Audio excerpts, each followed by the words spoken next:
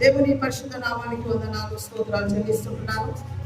దేవుని యొక్క మహాకృపను బట్టి దేవుడు మనలందరినీ కూడా గతించిన దినములన్నింటిలో దేవుడు కృప చూపి కాపాడి బ్రతికించి ఆయుష్ను పొడిగించి ఈ సమయంలో దేవుడు మనకు అనుగ్రహించినాడు కనుక దేవుని సన్నిధానంలోకి వచ్చినటువంటి మనం జాగ్రత్తగా దేవుని యొక్క లేఖనాన్ని మనం వినబోతున్నాం. దేవుడు మన నిమిత్తమై ఆయన దాచి ఉంచినటువంటి మన కొరకు తన అనాది సంకల్పం లోపల దేవుడు పరిశుద్ధ లేఖనములో రాయించినటువంటి కొన్ని మాటలను మనం వినబోతున్నాము కనుక జాగ్రత్తగా ఆ మాటలు యందు మనం లక్ష్యం ఉంచి దేవునికి స్తోత్రం. ఈ దినం దేవునికి వందనాలు.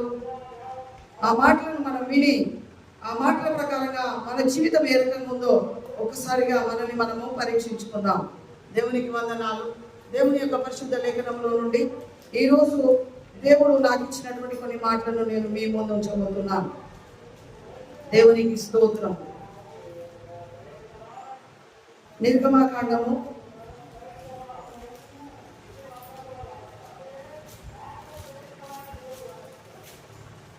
2వ అధ్యాయము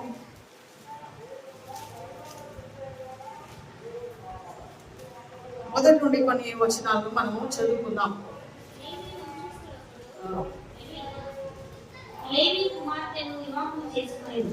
ఆ స్త్రీ గర్భవతి అయి కుమారుని కని వాడు సుందరుడై ఉండుట చూసి 3 నెలలు వానిని దాచెను. తరువాత ఆమె వాని దాచలేక వాని కొరకు ఒక జమ్ము పెట్టె తీసుకొని దానికి జిగటమన్నును కీలును పూసి అందులో ఆ పీలవాణిని పెట్టి ఏటి ఒడ్డున జమ్ములో దానిని ఉంచగా వానికేమి సంభవించినో తెలుసుకొనుటకు వాని అక్క దూరముగా నిలిచి ఉండెను.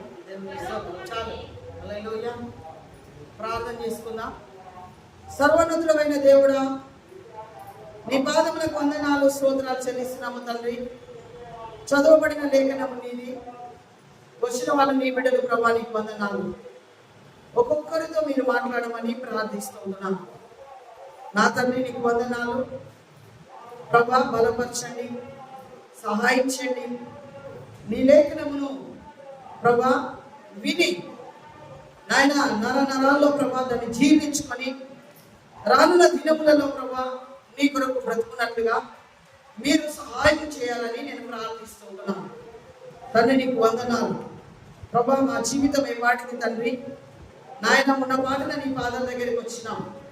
మమ్మల్ని అందరూ కూడా బ్రతికించి ఆయుష్లను పొడిగించి ఇప్పటి వరకు నీ మందిరంలోకి తోడుకొని వచ్చినందుకు నీకు వందనాలు తండ్రి. నీకు స్తోత్రము తండ్రి. నాయన ఈ లేఖనాన్ని విరిచి మాకు వడ్డించి నాయన ఆశీర్వాదకరంగా దీన్ని మలచి మీరు సహాయం చేయమని యేసు నామములో అడుగుచున్నాను తండ్రి, ఆమేన్.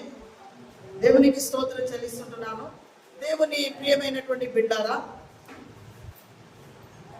దేవుని యొక్క మాటలను బట్టి నేను దేవునికి వందనాలు చెల్లిస్తున్నాను. దేవుడు మోషేను దేవుని యొక్క ఏర్పాటు లోపల మోషే ఏ రకంగా ఉన్నాడనేటువంటి విషయాన్ని మనం చూస్తూ ఉంటున్నాం. దేవుని చింతములో దేవుని యొక్క ప్రణాళికలో మోషే ఏ రకంగా ఉన్నాడు, దేవుని చిత్తాన్ని, దేవుని యొక్క ఉద్దేశాన్ని, దేవుని యొక్క ప్రణాళికను ఏ రకంగా అతడు గ్రహించి ఉన్నాడనేటువంటి విషయాన్ని దేవునికి స్తోత్రం. మనం ఒకసారి దాన్ని జ్ఞాపకం చేసుకుందాం. దేవునికి వందనాలు. మోషే ఈ భూమి మీద పుట్టక ముందుకు, ఈ భూమి మీదకి రాకముందుకు సృష్టికర్త అయినటువంటి దేవుడు మానవుని జీవితం లోపల చూస్తే అదే నిర్గమకాండము 3వ అధ్యాయములో దేవునికి స్తోత్రం చెల్లిస్తున్నాను.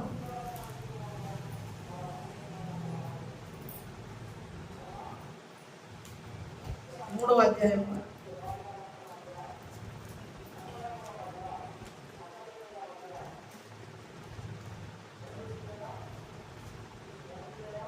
7వ వచనం. మరియు యెహోవా ఇట్లా నేను ఐగుప్తులోనున్న ప్రజల బాధను నిశ్చయముగా చూచి తిని పనులలో తమను కష్టపెట్టు వారిని బట్టి వారు పెట్టిన మొరను వింటిని. దేవునికి స్తోత్రం. హల్లెలూయా. వినాలి దేవుని ప్రియమైనటువంటి బిడ్డ. దేవుడు మోషకు ప్రత్యక్షమైనప్పుడు దేవుడు దేన్ని జ్ఞాపకం చేస్తున్నాడంటే మోషే యొక్క జీవితాన్ని జ్ఞాపకం చేస్తున్నాడు. తన ప్రజలైనటువంటి ఇశ్రాయేలు జీవితాన్ని గుర్తు చేస్తున్నాడు మోషకు. ఏమని అంటే, నేను ఆ మొదటి అధ్యాయంలో చూసినట్లయితే ఒకసారి చూడండి, దేవునికి వందనాలు. 5వ వచనం నుండి, వీరిలో ప్రతి వాడును తన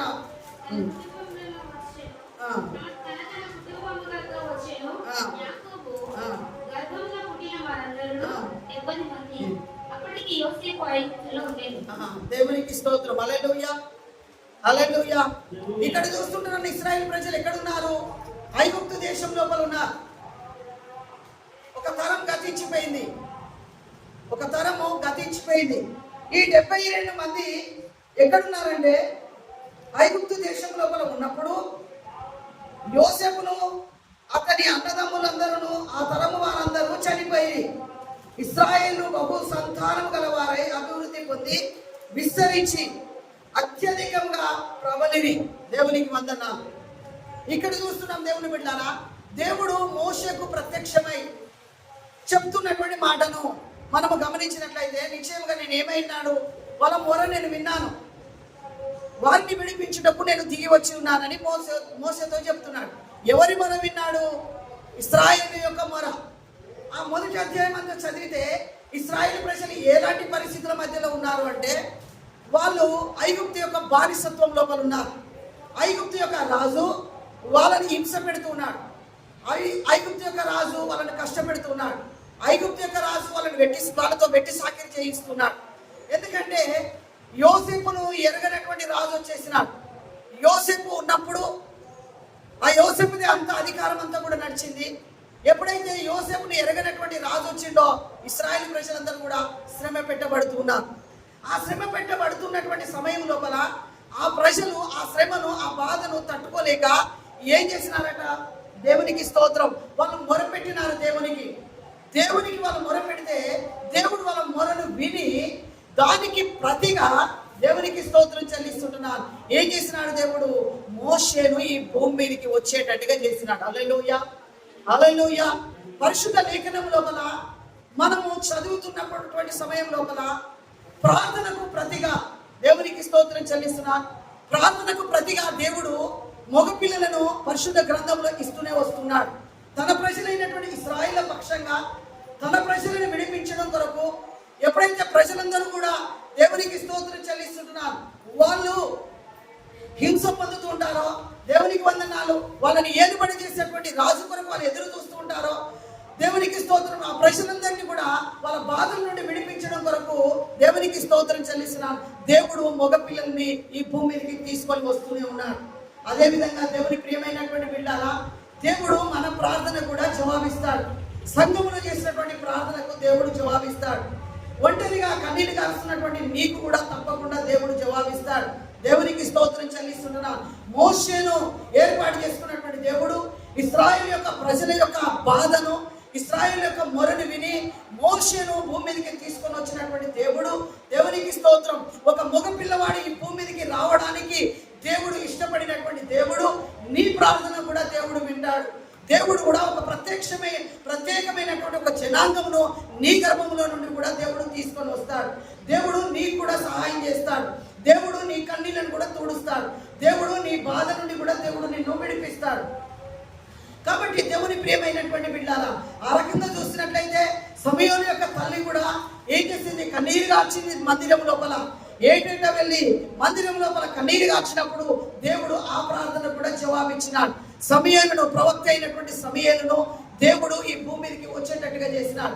కాబట్టి దేవుని ప్రియమైనటువంటి బిడ్డలారా, ఇక్కడ మనం గమనించి చూసినట్లయితే మోషే జీవితం లోపల మోషేను దేవుడు అంటూ ఉన్నాడు, నిశ్చయంగా ఈ ప్రజల యొక్క బాధను నేను వాళ్ళ మొర విన్నాను, వాళ్ళ బాధను నేను చూస్తున్నాను, వాళ్ళని విడిపించడం కొరకు నేను దిగి వచ్చి ఉన్నానని దేవుడు మండుతున్నటువంటి పొద లోపల దేవుడు మోషేతో మాట్లాడుతున్నాడు. ఎలాంటి సమయం లోపల మోషేని భూమి మీదకి పంపించినాడు? మోషే నిజంగా ముగ్గురు దేవుని చిత్తాన్ని మరణం లోపల కూడా అంగీకరించినటువంటి వాళ్ళు బైబిల్ గ్రంథంలో చూసినట్లయితే, మొదటిగా చూసినట్లయితే మోషే దేవుని యొక్క చిత్తాన్ని గ్రహించి మరణాన్ని కూడా దేవుని ఇష్టానుసారంగా దేవుని చిత్తానికి అప్పగించుకున్నటువంటి వాడు మోషే. దేవుడట, దేవునికి స్తోత్రం చెల్లిస్తున్నాను. మోషే దేవునికి వందనాలు. దేవుని యొక్క ఇష్టానుసారంగానే మోషే మరణించినాడని పరిశుద్ధ లేఖనంలో మనం చూస్తాం. దేవుని చిత్తము చొప్పున మోషే మరణించని చూస్తాం. అంటే దేవునికి ఇష్టమైంది మోషే యొక్క మరణం. ఎందుకంటే దేవుడు ఏర్పాటు చేసుకున్నాడు కనుక. సంసోని యొక్క మరణం కూడా దేవునికి ఇష్టమైంది. ప్రభు అయినటువంటి యేసుక్రీస్తు యొక్క మరణము కూడా దేవునికి ఇష్టమైనటువంటి మరణం. దేవునికి వందనాలు చెల్లిస్తున్నా. ఈ ముగ్గురు కూడా దేవుని ప్రియమైనటువంటి బిడ్డలారా, ఇశ్రాయేలు ప్రజలను విడిపించడం కొరకు మోషే ఈ భూమి మీదకి వచ్చినాడు. దేవుడే తన ఇష్టానుసారంగా ఆ సమయం లోపల మగ పిల్లలు పుడితే చంపేయాలన్నటువంటి ఆజ్ఞ ఉన్నటువంటి సమయం లోపల దేవుడు మోషేని భూమికి తీసుకొని వచ్చినాడు. ఎందుకు తీసుకొని వచ్చినాడు? ఇశ్రాయేలు ప్రజలు మొర పెట్టినారు. ఆ ప్రజల యొక్క మొరను దేవుడు విన్నాడు. ఆ ప్రజల యొక్క మొరను విని దేవునికి స్తోత్రం, ఆ మొరకు ప్రతిగా ఒక మగ పిల్లవాడు జన్మించేటట్టుగా దేవుడు చేసినాడు. సృష్టించినటువంటి దేవుడు ఆ మగ పిల్లవాడిని బ్రతికిస్తూ ఉన్నాడు.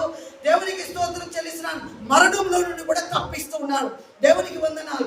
అయితే అతని తల్లి ఏం చేసింది? ఒక చెంబు పెట్టిని చేసి నైలు నది నీళ్ళ లోపల పారవేసింది. దేవునికి వందనాలు. ఆ నైలు నది నీళ్ళ లోపల ఆ యొక్క కుమారుని చెంబు పెట్టి లోపల పెట్టి ఆ నీళ్ళ లోపల వదిలిపెట్టేసింది. అంటే నైలు నది దేవునికి స్తోత్రం చెల్లిస్తున్నాను. శాఖలుగా అది ప్రవహిస్తున్నటువంటి నది. ఆ నైలు నది నీళ్ళని కూడా ప్రవహిస్తున్నటువంటి నీళ్లు.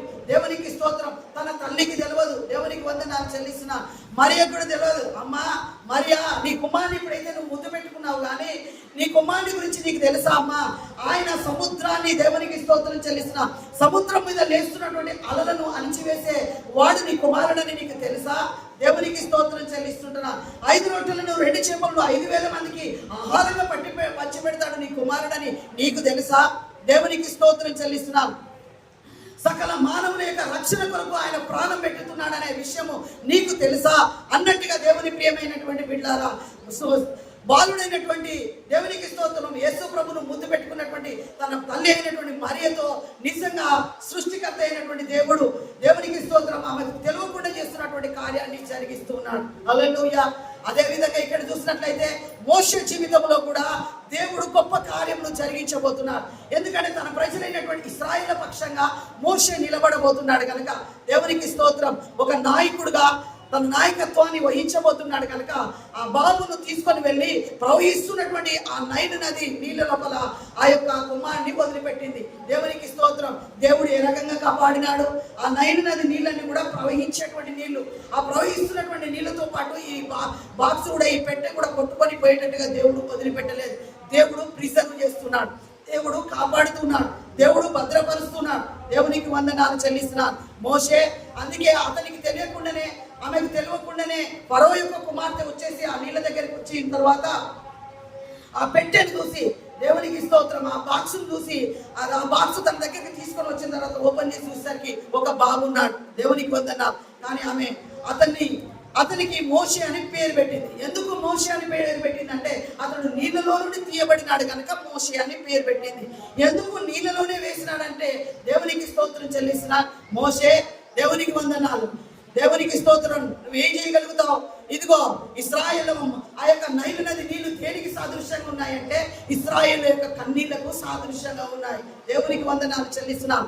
ఆ నైలు నది నీళ్లు దేనికి సాదృశ్యంగా ఉన్నాయంటే మోషే నీ నాయకత్వము, దేవునికి స్తోత్రం, అలల మధ్యలో కొనసాగినట్టుగా నీ నాయకత్వము కొనసాగుతుంది మోషే అన్నదానికి సాదృశ్యంగా దేవునికి వందనాలు చెల్లిస్తున్నారు. ఆ నైలు నది నీళ్ళ లోపల ఆ బాలుని వదిలిపెట్టినారు. దేవునికి వందనాలు చెల్లిస్తున్నారు. కాబట్టి దేవుని ప్రియమైనటువంటి బిడ్డలారా, నీ నాయకత్వం అంతా కూడా ఏ రకంగా ఉంటది?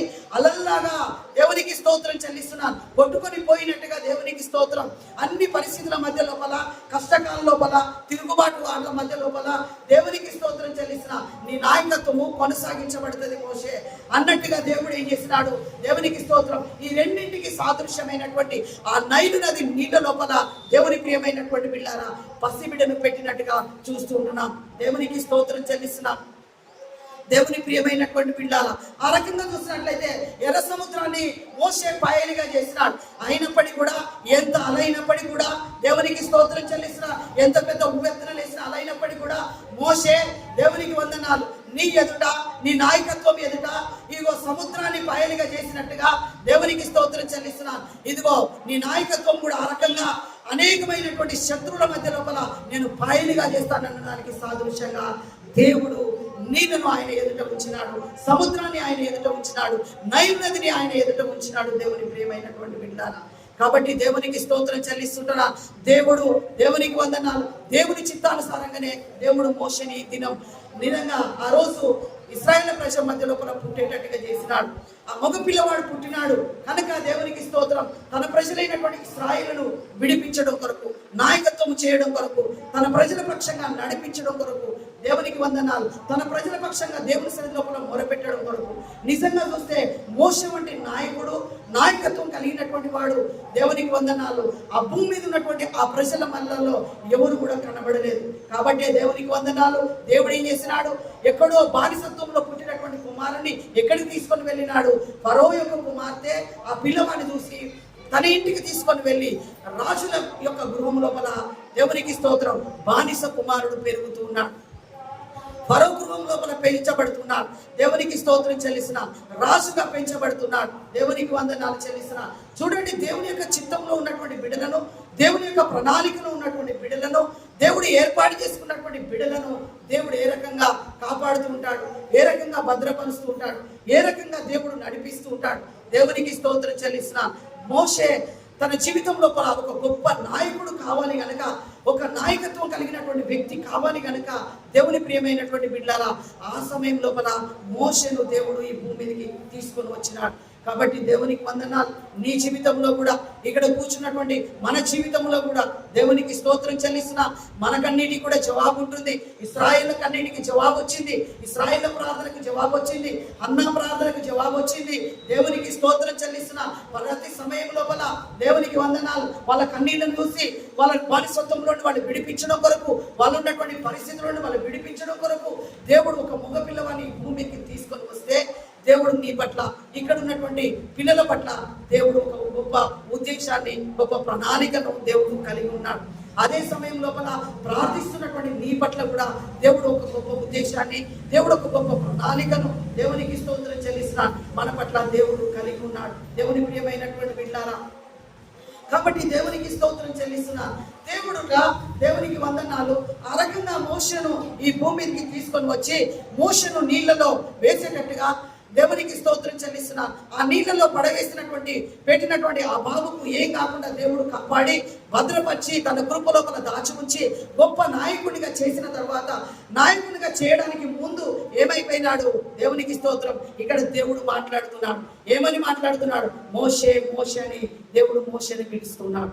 ఎందుకు దేవుడు మోషేని పిలుస్తున్నాడంటే ఇశ్రాయేలు ప్రజలను నడిపించడం కొరకు ఒక నాయకుడుగా దేవుడు అరణ్యం లోపల సిద్ధపరుస్తున్నాడు. అరణ్యం లోపల ఒక నాయకునిగా మోషేను దేవుడు సిద్ధపరుస్తున్నటువంటి సమయం లోపల దేవుడు మోషేతో మాట్లాడుతున్నాడు. దేవుని ప్రియమైనటువంటి బిడ్డలారా, కాబట్టి దేవునికి స్తోత్రం చెల్లిస్తున్నా. దేవునికి ఇష్టమైనటువంటి వాళ్ళను, దేవుని చిత్తంలో ఉన్నటువంటి వాళ్ళను దేవుడు తన కృప లోపల దాచిపెట్టి ఉంచేటువంటి దేవుడు అయి ఉంటున్నాడు. దేవుడు తన కృప లోపల దేవునికి వందనాలు చెల్లిస్తున్నాడు. మనందరినీ కూడా దాచిపెట్టే దేవుడు అయి ఉంటున్నాడు. దేవునికి స్తోత్రం చెల్లిస్తున్నా. దేవుని సమయం వచ్చినప్పుడే దేవుడు ఈ భూమికి మానవులను తీసుకొని వచ్చినాడు. దేవుని సమయం వచ్చినప్పుడే దేవుడు నిన్ను కూడా తీసుకొని వచ్చినాడు. దేవునికి స్తోత్రం చెల్లిస్తున్నా. నీ జీవితాన్ని కూడా దేవుడు పరీక్షిస్తున్నాడు, పరిశీలిస్తున్నాడు.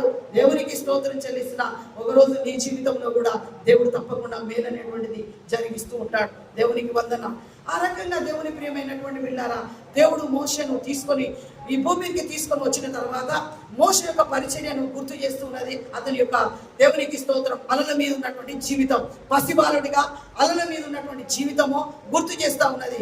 మోషే, ఈ అలల మీద నువ్వు ఉన్నావు, ఈ నీళ్ళపైన నువ్వు ఉన్నావు, నేను నిన్ను భద్రపరుస్తున్నాను. ఇదిగో ఈ నీళ్లు ఈ రకంగా ఇశ్రాయేలు ప్రజల యొక్క కన్నీటికి సాదృశ్యమైనాయి. దేవునికి స్తోత్రం చెల్లిస్తున్నా. అల్లల్లాగా నీ పరిచర్య దేవునికి వందనాలు చెల్లిస్తున్నా. నీ నాయకత్వము ఉంటుందనడానికి సాదృశ్యంగా అదే సమయం లోపల దేవునికి స్తోత్రం చెల్లిస్తున్నా.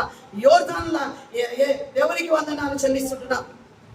ఎర్ర సముద్రములాగా దేవునికి స్తోత్రం ఎంత గొప్ప పరిచర్యను గావిస్తావో దేవునికి వందనాలు. నీ ఎదుట సముద్రం లాంటి మనుషులు కానీ, సముద్రం లాంటి శత్రువులు కానీ, సముద్రం లాంటి రోగాలు కానీ, సముద్రం లాంటి పరిస్థితులు కానీ ఏవైనా కూడా నీ ఎదుట నిలబడలేవు. హల్లెలూయా, హల్లెలూయా, హల్లెలూయా.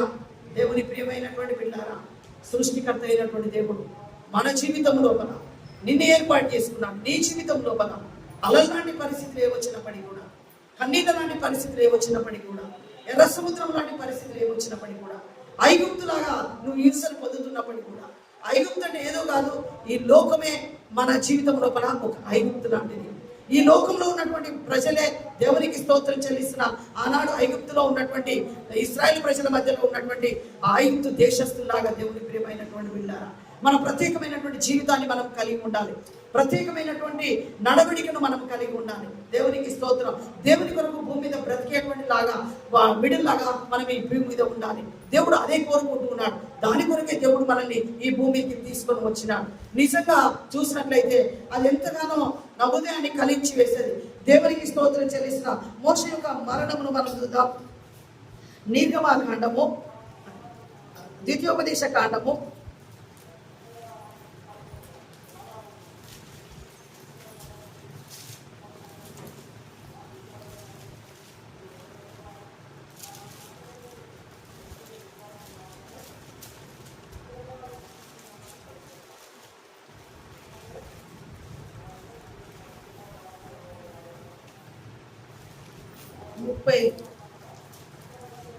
34వ అధ్యాయము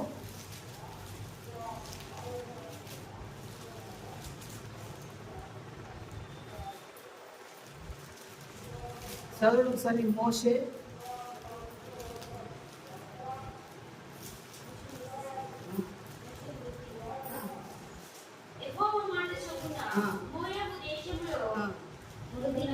దేవునికి స్తోత్రం. హల్లెలూయా, హల్లెలూయా.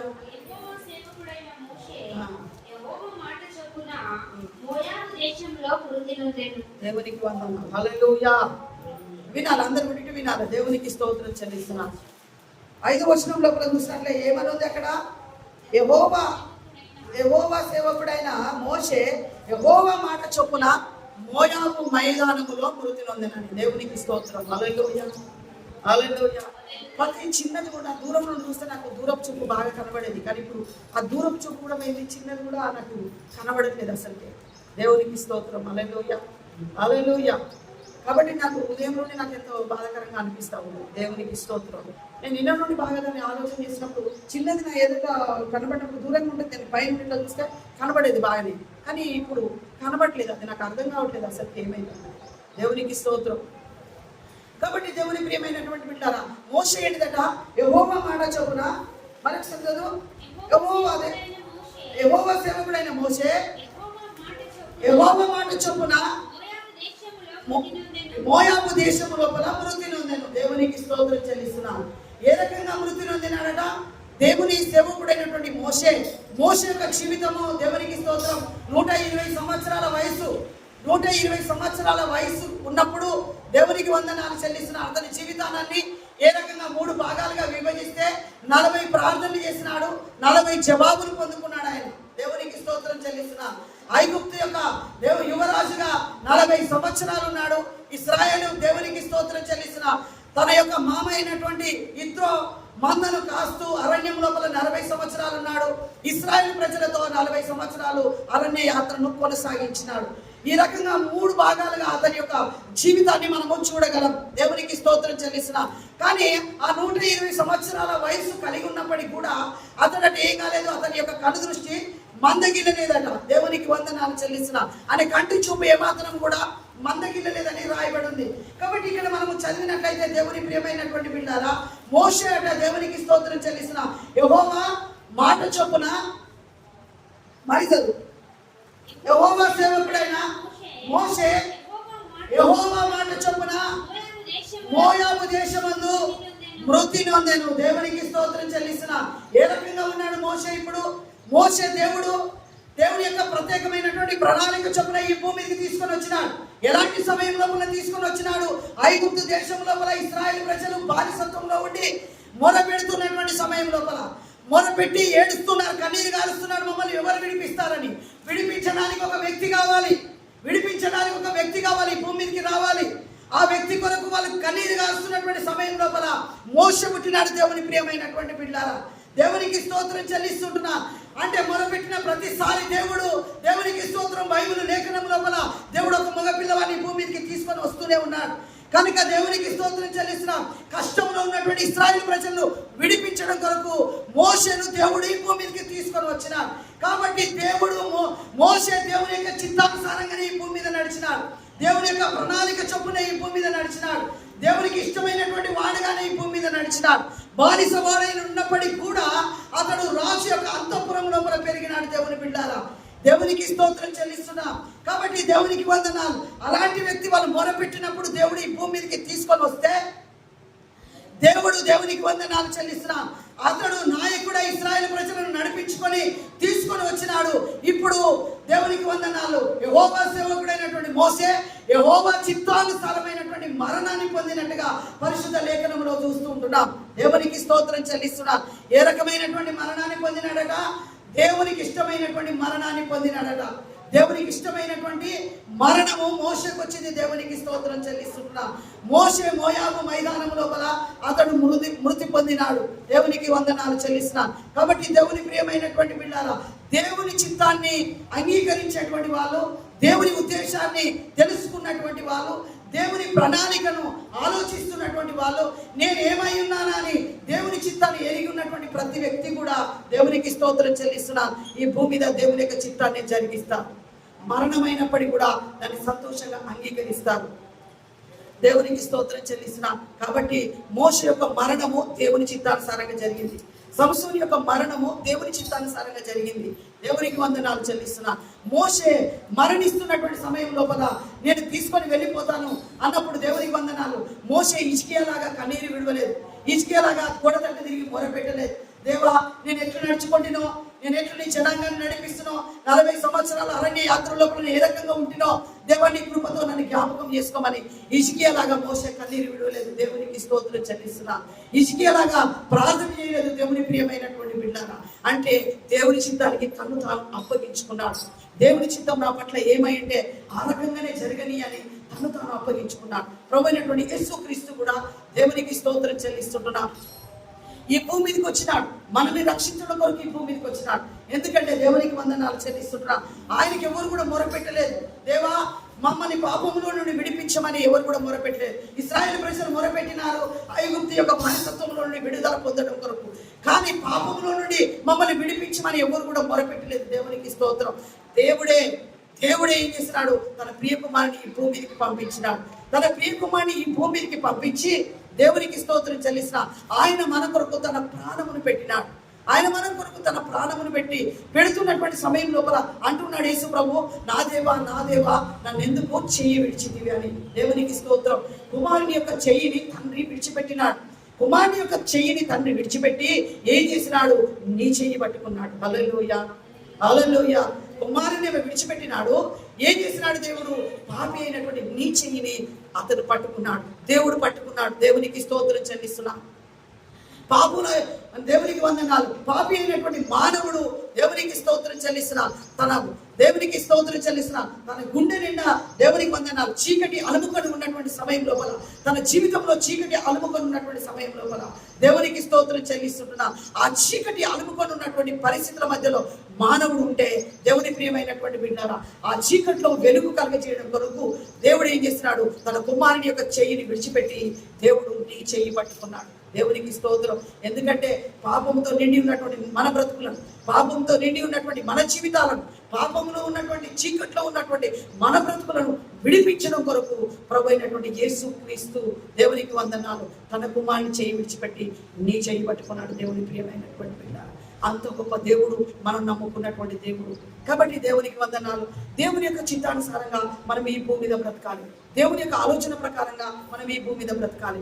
మోషే దేవుని యొక్క చిత్తానికి అప్పగించుకున్నాడు. పరిచర్య ఏ రకంగా కొనసాగినా దేవునికి స్తోత్రం చెల్లిసిన, ఒడిదొడుకుల మధ్యలో జీవితం ఉన్నప్పటికీ, అడుగడుగున శత్రువులు లేస్తున్నప్పటికీ, ఎర్ర సముద్రం లాంటి సమస్యలు వస్తున్నప్పటికీ దేవునికి వందనాలు చెల్లిస్తున్నాం.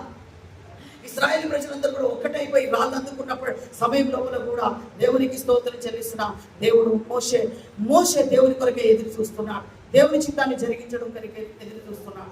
దేవుని యొక్క ఉద్దేశాన్ని జరిగించడం కొరకు మోషే ఎదురు చూస్తున్నాడు. దేవుని ప్రియమైనటువంటి బిడ్డ, అలాంటి గొప్ప నాయకుడిని దేవునికి స్తోత్రం చెల్లిస్తున్న దేవుడు ఈ భూమికి తీసుకొని వచ్చి తన ప్రజలైనటువంటి ఇశ్రాయేలును ఆ యొక్క ఐగుప్తు దేశంలో విడిపించుకొని ఆ యొక్క కానాను దిశగా తీసుకొని వెళుతున్నటువంటి సమయం లోపల మార్గ మధ్య లోపల అంటూ ఉన్నాడు. ఇంకా వాళ్ళు కానాన్లో అడుగు పెట్టక ముందుకే దేవునికి స్తోత్రము మోషేను దేవుడు తీసుకొని వెళ్ళిపోతున్నాడు.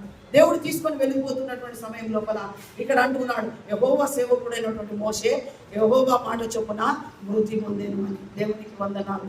దేవుని యొక్క మాట, దేవుని యొక్క చిత్తం, మోషే యొక్క మరణాన్ని మోషే మరణిస్తున్నటువంటి సమయం లోపల దేవుడట మోషే మరణాన్ని దేవుడు మోషేను ముద్దు పెట్టుకున్నాడట. మరణం అని పిలుపు ద్వారా. దేవునికి స్తోత్రం. హల్లెలూయా, హల్లెలూయా. దేవునికి స్తోత్రం చెల్లిస్తున్నాడు. ఏం చేసినాడు? ముద్దు పెట్టుకున్నాడట. దేవునికి వందనాలు. అంటే మోషే దేవుని యొక్క చిత్తం చొప్పునే మరణించినాడు. దేవుని యొక్క ప్రణాళిక చొప్పునే మరణించినాడు. కాబట్టి దేవుని ప్రియమైనటువంటి బిడ్డారా, సంసోను కూడా దేవుని యొక్క చిత్తానుసారంగానే మరణించినాడు. ప్రభువైనటువంటి యేసుక్రీస్తు కూడా దేవుని యొక్క చిత్తానుసారంగానే మరణించినాడు. మోషే కూడా దేవుని యొక్క చిత్తానుసారంగానే మరణించినాడు. వీళ్ళందరూ కూడా దేవునికి స్తోత్రం చెల్లిస్తున్నారు. దేవునికి వందనాలు చెల్లిస్తుంటున్నాను. ఆ యొక్క ఫిలిస్తీన్ల చేతిలో నుండి ఇశ్రాయేలు ప్రజలు దేవునికి వందనాలు విడుదల పొందడం కొరకు సంసోను కూడా ఏమైపోయినాడు? తన మరణాన్ని దేవునికి అప్పగించుకున్నాడు. దేవునికి స్తోత్రం చెల్లిస్తున్నా. సంసోను లోపల కూడా యేసు ప్రభువును చూడొచ్చు. దేవునికి వందనాలు. రానున్న రోజులలో దేవునికి స్తోత్రం సంసోను యొక్క జీవితాన్ని కూడా మనం ధ్యానం చేద్దాం. దేవుని ప్రియమైనటువంటి బిడ్డారా, కాబట్టి దేవునికి స్తోత్రం. దేవుడు తన కృప చొప్పున దేవుడు మోషేను ముద్దు పెట్టుకున్నప్పుడు మోషే ఈ లోకాన్ని విడిచిపెట్టి వెళ్ళిపోయినాడు. కాబట్టి దేవునికి వందనాలు. అదేవిధంగా ప్రభు అయినటువంటి యేసుక్రీస్తును కూడా తన తల్లి అయినటువంటి మరియ కూడా ముద్దు పెట్టుకున్నట్టుగా చూస్తున్నాం. పసి బాలుని ముద్దు పెట్టుకున్నట్టుగా చూస్తుంటున్నాం. దేవునికి స్తోత్రం చెల్లిస్తున్నాం. మానవుల రక్షణ కొరకు దేవుడు ఎవరిని తీసుకొని వచ్చినాడు? ప్రభు అయినటువంటి యేసుక్రీస్తును తండ్రి అయినటువంటి దేవుడు ఈ భూమి మీదకి పంపించినాడు. ఎందుకంటే ప్రపంచంలో ఉన్నటువంటి వాళ్ళను సైతాన్ అంటున్నది, యేసు ప్రభు 40 దినములు ఉపవాసం ఉండి ఆయన ఉపవాసం ఉన్నటువంటి సమయం లోపల అతన్ని శోధించడం కొరకు సైతాన్ అతని దగ్గరికి వచ్చి ఈ లోక రాజ్యాలన్నీ కూడా చూపెడుతున్నది యేసు ప్రభుకు. ఈ లోక రాజ్యాలన్నీ యేసు ప్రభుకు చూపెట్టి నువ్వు నాకు సాగిన పడితే ఈ రాజ్యాలన్నీ నీకు ఇస్తా అంటున్నది. దేవునికి స్తోత్రం. యేసు ప్రభుకు తెలియదా రాజ్యాలన్నీ కూడా? యేసయ్యకి తెలియదా? యేసయ్యకి అన్ని తెలుసు. దేవుని ప్రియమైనటువంటి పిల్లలు, సైతాను చూపెట్టింది కొంతనే. ఇదిగో రానున్న రోజులలో ఇంకా దేశాలుగా ఇదిగో రాబోతున్నాయి. లోకాలన్నీ కూడా ఎరిగినటువంటి వాడు ఆయన. రానున్న జనాంగాన్ని ఎరిగినటువంటి వాడు ఆయన. నీ గర్భములో ఇప్పుడున్నటువంటి నీ పిల్లలు పుట్టక ముందుకే ఎరిగినటువంటి వాడు ఆయన. నీ యొక్క కుటుంబం ఈ భూమి మీద లేక ముందుకే ఎరిగినటువంటి వాడు ఆయన. నీ గర్భములో శిశువు రాకముందుకే నీ తరాన్ని చూస్తున్నటువంటి దేవుడు ఆయన. హల్లెలూయా, హల్లెలూయా, హల్లెలూయా. కేవలం సైతాను అది చూసినటువంటి రాజ్యాలను చూపెడితే కాదు అక్కడ, అప్పుడు ఉన్నటువంటి రాజ్యాలను చూపెడితే కాదు అక్కడ. దేవుని ప్రియమైనటువంటి బిడ్డారా, దేవునికి స్తోత్రం. ఆయన ఇంకెన్ని దేశాలు పుట్టబోతున్నాయో, ఎన్ని దేశాలుగా ఏర్పాటు కాబోతున్నదో దేవునికి స్తోత్రం చెల్లిస్తున్నా. ఇంకెంతమంది ఈ భూమికి రాబోతున్నారు, ఎంతమంది జన్మించబోతున్నారు. దేవునికి వందనాలు. ఎన్ని రాజ్యాలు అయితే పుట్టబోతున్నాయో ఆ రాజ్యాలన్నిటిని సృష్టించిన సృష్టికర్త అయినటువంటి దేవుడు ఆ సమయంలో ఉన్నాడు. హల్లెలూయా, హల్లెలూయా, హల్లెలూయా. దేవునికి సమస్తము తెలుసు. దేవుని ప్రియమైనటువంటి బిడ్డారా, ఎప్పుడు ఎవరిని ఈ భూమికి తీసుకొని రావాలో తెలుసు దేవునికి. దేవునికి స్తోత్రం. నువ్వు పుట్టినావంటే, నువ్వు ఈ భూమికి వచ్చినావంటే నిజంగా దేవునికి వందనాలు. దేవుని చిత్తంలో నేను ఏమై ఉన్నానని గుర్తుంచుకోవాలి. ప్రతి మగ పిల్లవాడు గుర్తుంచుకోవాలా, దేవుని చిత్తంలో నేనేమై ఉన్నాను. దేవుని ప్రణాళిక లోపల మోషే ఆ రకంగా ఉంటే దేవుని చిత్తంలో నేనేమై ఉన్నాను. దేవునికి స్తోత్రం. ఎంతో గొప్ప ధన్యకరమైనటువంటి పిలుపు. దేవునికి వందనాలు. పుట్టుక జన్మ దేవుడు నీకు ఇచ్చినాడు. దేవునికి స్తోత్రం చెల్లిస్తుంటున్నాం. ఒక నాయకుడిగా నాయకత్వం వహించేటువంటి దేవునికి స్తోత్రం చెల్లిస్తున్న జనుములను నడిపించి విడుదల కలగజేయడం కొరకు ఈ భూమి మీద ప్రతి మానవుని దేవుడు సృష్టిస్తున్నాడు. దేవునికి స్తోత్రం. హల్లెలూయా. కాబట్టి దేవుని ప్రియమైనటువంటి పిల్లలు, మరియకు తెలియకపోవచ్చు, పసిబాలుడిగా ఉన్నటువంటి సమయం లోపల మరియ తన కుమార్ని ముద్దు పెట్టుకుంటా ఉన్నది. దేవునికి స్తోత్రం. అప్పుడు తెలియదు మరియకు దేవునికి వందనాలు. నీ కుమారుడు దేవునికి స్తోత్రం చెల్లిస్తున్నా. నీ కుమారుడు ఏం చేస్తాడు? గాలిని తుఫాను గద్దిస్తాడని మరియా నీకు తెలుసా? దేవునికి స్తోత్రం. సకల మానవుల కొరకు తన ప్రాణం పెడతాడని నీకు తెలుసా? దేవునికి వందనాలు. హల్లెలూయా, హల్లెలూయా. దేవుని ప్రియమైనటువంటి బిడ్డలారా, దేవునికి స్తోత్రం. 5 రొట్టెలు 2 చేపలు 5,000 మందికి ఆహారం పెడతాడని మరియా నీకు తెలుసా? తెలియదు. దేవుని ప్రియమైనటువంటి బిడ్డలారా, దేవునికి స్తోత్రం. హల్లెలూయా. నీ జీవితంలో కూడా, నీ కుటుంబంలో కూడా, నీ పిల్లల జీవితంలో కూడా, నీ బ్రతుకులో కూడా దేవుడు నీకు పిల్లల్ని ఇచ్చినందుకు తెలుసా? దేవునికి వందనాలు చెల్లిస్తున్నా. నీ పిల్లలు కూడా, నీ కుమారుడు కూడా దేవుని యొక్క సన్నిధానం లోపల వాడబడడం కొరకు నా కుమారుని ఇచ్చినాడని ఎంతో సంతోషపడతారు తల్లిదండ్రులు. దేవునికి స్తోత్రం. ఒక పిల్లవాడిగా నేను పుట్టినానని మీరు కూడా ఎంతో సంతోషపడతా ఉంటారు. దేవునికి వందనాలు. హల్లెలూయా. కాబట్టి దేవునికి వందనాలు. ఏమి గ్రహించాలి మనం? దేవుని చిత్తంలో నా పిల్లలు ఏమైనా, దేవుని యొక్క ప్రణాళికలో వాళ్ళు ఏమైనా దేవుని సన్నిధికి నడిపించాలి. దేవుని సన్నిధిలో ఉండేటట్టుగా చేయాలి. అవసరమైతే తగ్గించుకొని వాళ్ళ పాదాల వరకు కూడా తగ్గించుకోవాలి. దేవునికి స్తోత్రం చేస్తున్నాను.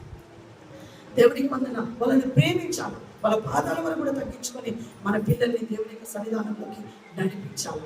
దేవునికి వందన.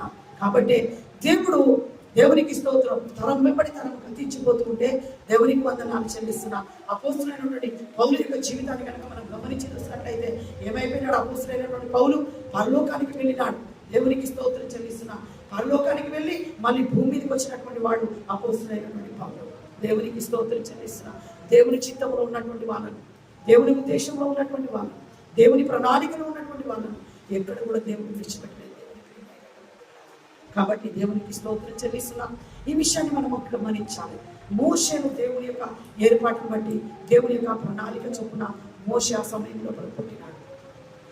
మోషే ఆ సమయంలో పుట్టినటువంటి సమయం లోపల మరణం యొక్క ఆజ్ఞ దేవునికి స్తోత్రం ఆ దేశం లోపల ఉంది. ఆ ఐగుప్తు దేశం లోపల మరణమైనటువంటి ఆజ్ఞ ఉంది. పుట్టిన మగ పిల్లవాడిగా పుట్టిన ప్రతి వ్యక్తిని చంపేయాలి. అలాంటి ఆజ్ఞ జారీ చేయబడినటువంటి దినముల లోపల మోషేను దేవుడు కాపాడుతున్నాడు. ఎక్కడ కాపాడుతున్నాడు? దేవునికి స్తోత్రం చెల్లిస్తున్నా. బానిసగా పుట్టినటువంటి కుమారుని ఫరో యొక్క అంతఃపురం లోపల, రాజు యొక్క అంతఃపురం లోపల దేవుడు కాపాడుతున్నాడు. దేవునికి స్తోత్రం. ఎందుకంటే తన ప్రజలను విడిపించడం కొరకు ఒక నాయకునిగా దేవునికి స్తోత్రం చెల్లిస్తున్నా అక్కడ దేవుడు సిద్ధపరుస్తా ఉన్నాడు. కాబట్టి దేవుని ప్రియమైనటువంటి బిడ్డలారా, దేవునికి స్తోత్రం. ఇదంతా కూడా ఎందుకు జరిగింది అంటే కేవలం ఇశ్రాయేల్ మొరను బట్టే ఇదంతా కూడా జరిగింది. ఇశ్రాయేల్ ప్రజలు మొరపెట్టినారు కనుకనే నాయకుడిని దేవుడు ఈ భూమికి పంపించినాడు. కాబట్టి ఈరోజు నువ్వు గమనించాలి, నీ ప్రార్థన జీవితాన్ని బట్టి దేవునికి స్తోత్రం. ఎప్పుడు కూడా నలిగిపోకూడదు, ఎప్పుడు కూడా కుంగిపోకూడదు. తప్పకుండా దేవుడు నీ ప్రార్థనకు జవాబిస్తాడు. సంఘంలో చేసిన ప్రార్థనకు జవాబిస్తాడు. వ్యక్తిగతంగా చేసినటువంటి ప్రతి ప్రార్థనకు జవాబిస్తాడు. దేవునికి స్తోత్రం చెల్లిస్తున్నా. దేవుని సన్నిధానంలో మొరపెట్టినటువంటి ప్రతి ప్రార్థనకు జవాబిస్తాడు. దేవుని ప్రియమైనటువంటి బిడ్డ, తన ప్రజలను దేవుడు మన కన్నీళ్లను చూసి విడిచిపెట్టేటువంటి దేవుడు కాదు. తన ప్రజల యొక్క కన్నీళ్లను చూసి దాటిపోయేటువంటి దేవుడు కాదు ఆయన. దేవునికి స్తోత్రం చెల్లిసిన ఆయన మనల్ని, దేవునికి వందనాలు, మనల్ని ఆ కన్నీటి యొక్క జీవితం నుండి మనల్ని విడిపించే దేవుడు అయి ఉంటున్నాడు. కాబట్టి దేవుని ప్రియమైనటువంటి బిడ్డలారా, మనం మొరపెట్టిన ప్రతి మొరకు జవాబు వస్తుందని, వాళ్ళ కన్నీళ్ళని నేను చూసినాను, వాళ్ళ బాధను నేను చూసినాను, వాళ్ళని విడిపించడం కొరకే మోషే నేను దిగి వచ్చి ఉన్నానని ఆ యొక్క దేవునికి స్తోత్రం మన్నుతున్నటువంటి పొద దగ్గర దేవుడు మాట్లాడుతున్నాడు. దేవునికి వందనాలు చెల్లిసిన. అంతకంటే మోషే యొక్క జీవితం ఏ రకంగా ఉంది? నీళ్ళ లోపల ఉంది.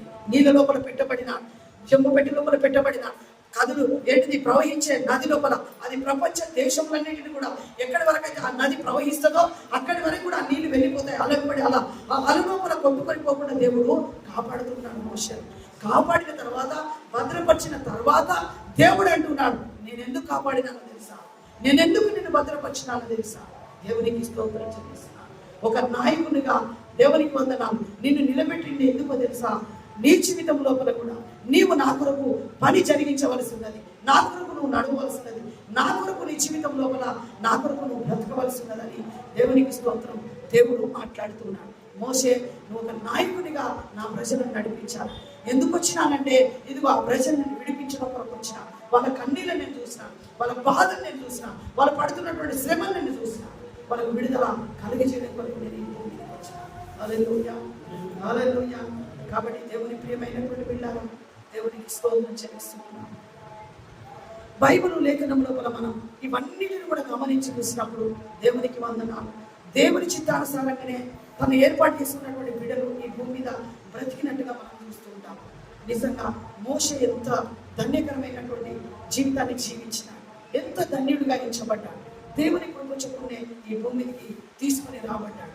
ప్రభు అయినటువంటి యేసుక్రీస్తు కూడా ఆయన నీ కొరకు ఈ భూమికి వచ్చినాడు, తన ప్రాణమును పెట్టినాడు. పాపముల నుండి నేను విడిపించడం కొరకు దేవునికి స్తోత్రం. తండ్రి చేత విడిచిపెట్టబడ్డాడు, తండ్రి చేతుల నుండి విడిచిపెట్టబడ్డాడు. ఎందుకంటే తండ్రి నీ చేయి పట్టుకోవాలంటే కుమారుని యొక్క చేయిని విడిచిపెట్టవలసి వచ్చింది. ఎందుకంటే నువ్వు చీకట్లో ఉన్నావు, నీ హృదయం అంతా చీకట్లో ఉంది, నువ్వు కన్నీళ్ళ మధ్యలో ఉన్నావు, దేవునికి స్తోత్రం, నెమ్మది లేకుండా ఉన్నావు, దేవునికి వందనాలు చెల్లిస్తున్నావు, కష్టంలో ఉన్నావు, బాధలలో ఉన్నావు, పరిస్థితుల మధ్యలో కృంగిపోతున్నావు. కనుక సృష్టికర్త అయినటువంటి దేవుడు తన చెయ్యిని నీకు అందించి తన కుమారుని యొక్క చెయ్యిని విడిచిపెట్టేస్తాడు. ఎందుకంటే తన కుమారుడు చనిపోతేనే వెలుగు అనేది నీ జీవితంలో కూడా వస్తుంది. తన కుమారుడు చనిపోతేనే అలుగుకున్నటువంటి చీకటి నీ జీవితంలో నుండి పటాపంచలవుతుంది. తన కుమారుడు చనిపోతేనే నీ హృదయంలో అలుగుకున్నటువంటి చీకటి వెళ్ళిపోతుంది, నీ జీవితంలో అలుగుకున్న చీకటి వెళ్ళిపోతుంది, నీ కుటుంబంలో అలుగుకున్న చీకటి వెళ్ళిపోతుంది. తన కుమారుడు ప్రాణం పెడితేనే దేవుని ప్రియమైనటువంటి బిడ్డారా, దేవునికి స్తోత్రం, నువ్వు యుగాయుగాలు జీవిస్తావు. తన కుమారుడు దేవునికి వందనాలు చెల్లిస్తా ప్రాణం పెడితేనే దేవుని ప్రియమైనటువంటి బిడ్డారా నీకు పునరుద్ధారం అనేటువంటిది కలుగుతుంది. కాబట్టి సృష్టికర్త అయినటువంటి దేవుడు తన కుమారుని యొక్క చెయ్యి విడిచిపెట్టేసి నీ చేతికి తన చేతిని అందించి ఈ భూమి మీద నిన్ను నడిపించాలని దేవుడు కోరుకుంటున్నాడు. దేవుడి మాటలను దీవించిన కాక అందరూ కూడా మోకాల మీద కొద్దాం, ప్రార్థన చేసుకుందాం. స్తోత్రం స్తోత్రం స్తోత్రం అయ్యా. హల్లెలూయా హల్లెలూయా హల్లెలూయా హల్లెలూయా.